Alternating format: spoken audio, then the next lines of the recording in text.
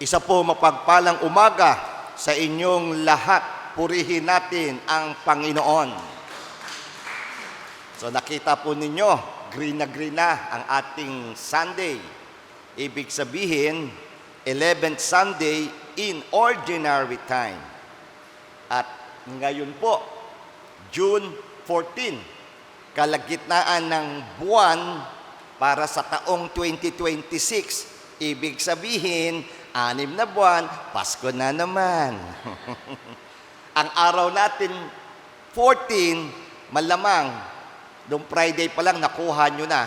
Bukas, o baka yung iba kukunin, Quincenas na naman. Ayan, no? Kaya tumbukin na po natin ang Ebanghelyo. Yung tatlo, nais kong bigyan diin. Yung sinabi ni Jesus. Ito yung una. Nang makita ni Jesus ang mga taong bayan, nahabag siya sa kanila sapagkat sila'y lito at lupaypay na parang mga tugupang walang pastol. Tingnan niyo po yung katabi niyo, mukhang lito ba yan? Mukhang lupaypay na ba yan? Grabe ano? Kaya alam ni Jesus 2,000 plus years ago, yung kanyang mensahe noon, abay swak na swak pa rin ika nga ngayon. O anong nangyari? Tumahimik po tayo sa mandali. Sa mga biktima ng magnitude 7.8 quake dyan sa Mindanao, lalong-lalo na dyan sa Sarangani, sa General Santos City, ilan na po ang namamatay at hanggang ngayon yung iba ay wala pa rin mga komunikasyon. So, we pray for all the victims of this 7.8 quake in Mindanao. At ito pa, nasundan pa. Players ng Ateneo, si Rene and Divine, nalunod. Na ginagawa naman na nila noon yun. At ngayon, marami pa rin nagtatanong, anyari, sabi nga ng mga kabataan, ang hinagpis ng mga magulang, lalo na ng nanay, mga kamag-anak, wala na. At ganun nga, hindi na tayo lalayo sa ating bansa, sa Senate, we continue praying, palit-palit, hindi malaman kung sino na ang majority, yung minority, kaya hindi mo na malaman. Sino na ang minority, sino na ang majority, baka bukas, iba na naman ang presidente, no? Hindi lang yon. Pakitanong po yung katabi nyo, musta love life mo? Yan. Ako, talagang wala na raw. Ang sabi po, nabasa ko lang ba kagabi, dapat kinasal na si Bea Alonso. Noong May, ano pa yon, di ba? 16, June 14 na. Wala na. Anyway, at ito pa, yung AI, yung anthropic na sinasabi na ang hirap na i-control. Ang dami talagang lupaypay ka. Pero, may isa namang good news, may isang tao na narating trilyonaryo. Tingnan nyo ngayon katabi nyo, mukhang bilyonarya ba yan? Milyonarya yan. Ngayon, the first person who became trillionaire, nag-IPO yung kanyang latest company, tatlo yun SpaceX, yung satellite nga, Starlink, at yung kanyang AI company, Elon Musk. Pero ito nga, ang lupaypay natin, lalo na itong AI na ito. Kaya napakagandang sinabi ng ating Panginoon at tamang-tama yung mga kasama natin, yung kapistahan ng Friday, the solemnity of the most sacred heart of Jesus. Kaya tingnan po natin ang puso ni Jesus, ang mahabaging puso ni Jesus. Nakita ang mga tao, litong-lito, maraming problema. At natutuwa ako, kasama natin ang awit papuri, ang mga soloista dyan, naandun pa rin. Ano? At iyan po ang Sacred Heart sa Kamuning, Paris Shrine. At kahapon naman, at alalahan din natin at hiningin natin ang tulong ng ating ina na nagdiwang naman din tayo ng kalinis-linis ang puso ni Maria, the Immaculate Heart of Mary. Nawa sa kabuluhang ating nararanasan, sa maraming pagsubok, na andyan ang banal na puso ni Jesus, na andyan ang kalinis-linis ang puso ni Mama Mary. Pangalawa, ito na ang sinabi ni Jesus. Kaya't sinabi ni Jesus sa kanyang mga alagad, napakarami ng aanihin, ngunit kakaunti ang mga manggagawa. Kaya idalangin ninyo sa Panginoon ng ani na magpadala ng mga manggagawa sa kanyang aanihin. Nakita po natin ang kanyang compassionate, merciful heart. At nakita ni Jesus sa kalagitnaan ng mga lupaypay, ng mga litong-lito, nabanggit niya in a positive way, ang daming aanihin. Amen? Ano ibig sabihin? Sa dami ng mga nangangailangan na makarinig sa mabuting balita ni Jesus ng Diyos, abay, tinatawag tayong lahat. Pakisabi nga sa katabi, tinatawag ka. Yan, pinagdarasal nga na magtrabaho sa kanyang ubasan. So, napakaganda ng sinabi ni Jesus sa kanyang nakikitang kaguluhan. Nakita niya na ito ang panahon na kinakailangan ng dapat maraming sumunod sa kanya. Kaya nga, yung mga sila Pedro, sila Andrew, pakisabi sa katabi, ngayon, tinatawag ka rin. Si Gab, yan, si Marlo, si Piwi, nandyan, nandyan si Christy, nandyan lahat. Kaya pakisabi sa katabi, tinatawag ka talaga. Amen. At hinahayo, sinisend. At yung pangatlo, ito na. Sinabi niya, tinipon ni Jesus ang kanyang 12 alagad at binigyan sila ng kapangyarihang magpalayas ng maruruming espiritu at magpagaling ng lahat ng uri ng sakit at karamdaman. Beautiful. So Jesus already gave that authority to the 12. Hanggang ngayon naman, binibigay din ni Jesus sa atin. Amen? Kaya sabihin mo sa iyong katabi, may authority ka. Ang saya. With that, eto na ngayon at ang reminder ni Jesus. Jesus' reminder, the kingdom of heaven is at hand. Cure the sick, raise the dead, cleanse the lepers, drive out demons. Anong ibig sabihin yon? Pag wala nang may sakit, ang mga patay na bubuhay, wala nang ketongin, wala nang mga taning, wala nang demonyo, yun ang langit. Amen?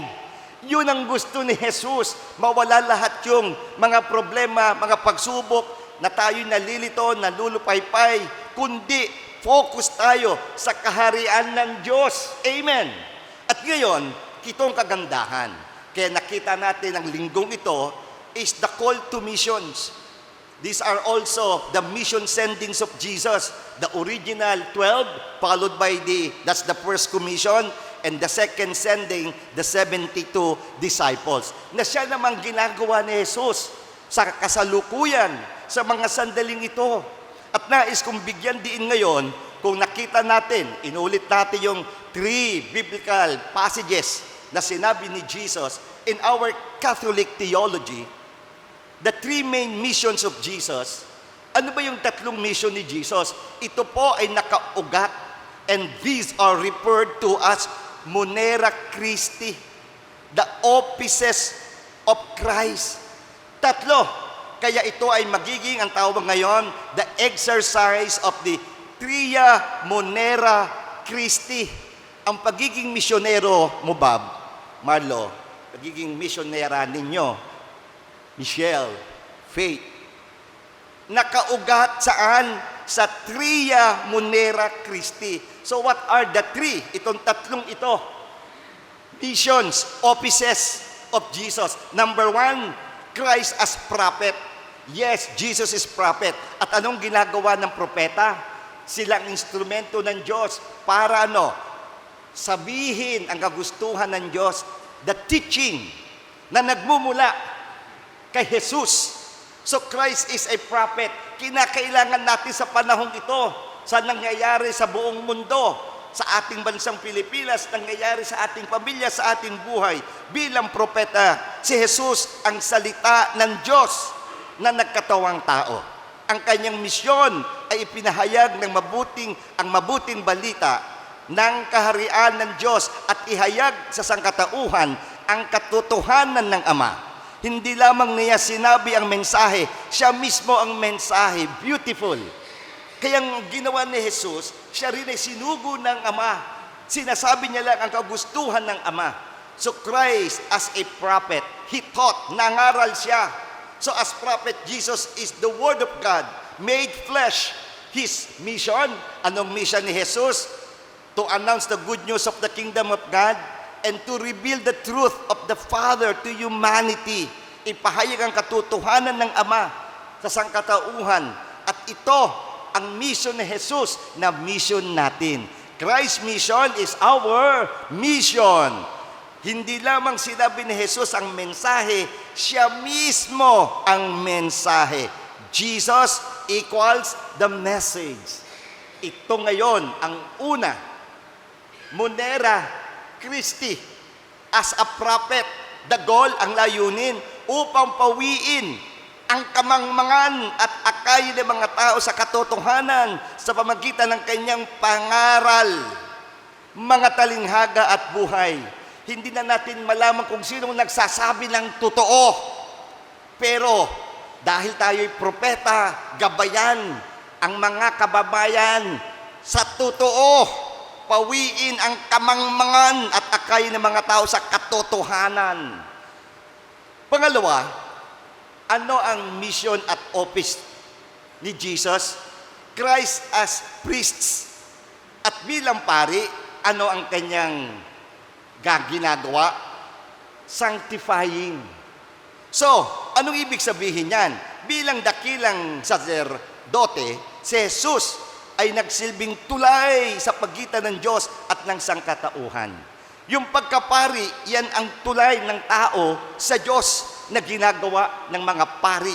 Kaya Christ as priests, kakaiba ang mga saserdote ng lumang tipan na nag-alay ng mga hayop bilang hain.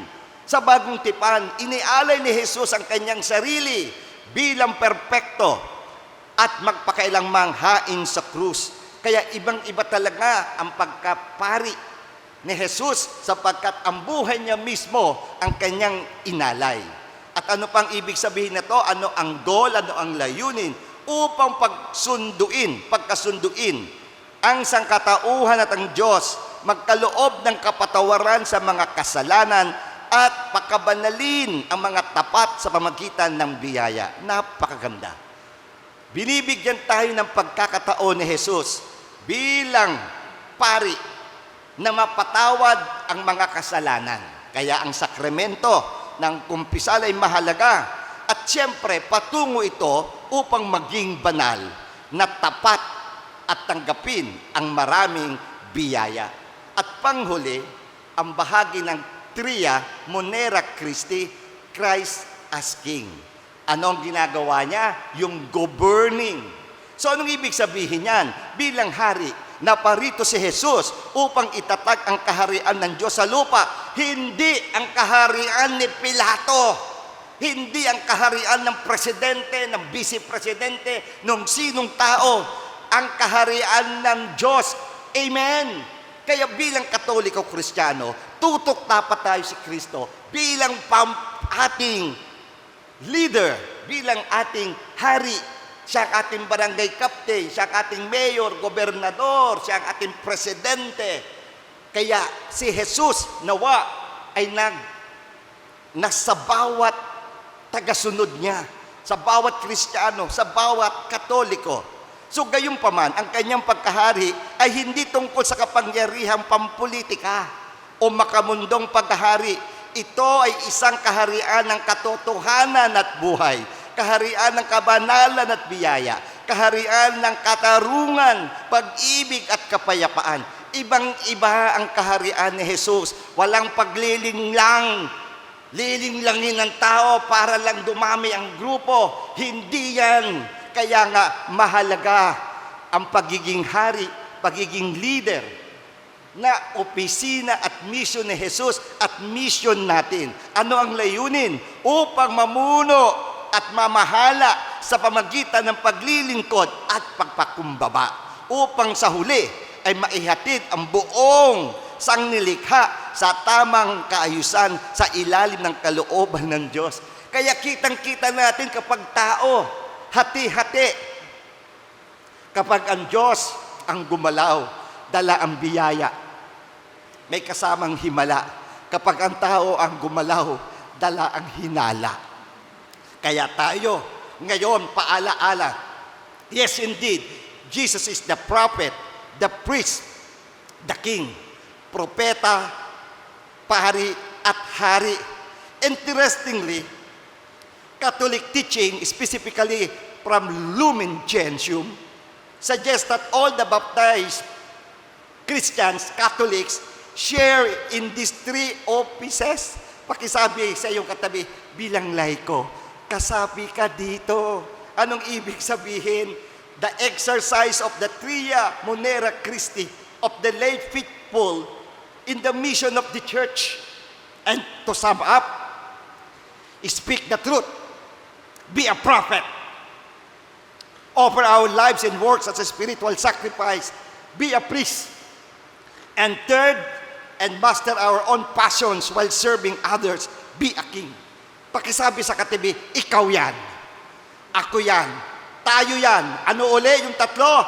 Ipahayag ang katotohanan, maging propeta, salita ng Diyos ang sasabihin, hindi pangliling lang ng tao. Pangalawa, ihandog ang ating buhay at paggawa bilang isang espiritual na sakripisyo, maging pari. Pakisabi din ulit sa katabi, pari ka rin. We are the ordained priests, but you share in the priesthood of Jesus. At pangatlo, ang pagwagian ang ating sariling mga sinakbo ng damdamin habang naglilingkod sa kapwa. Pakisabi ulit sa katabi, ikaw ay hari, maging hari. Kaya ang ating Q&A, feel mo, gets mo, gawin mo. Purihin natin ang Panginoon.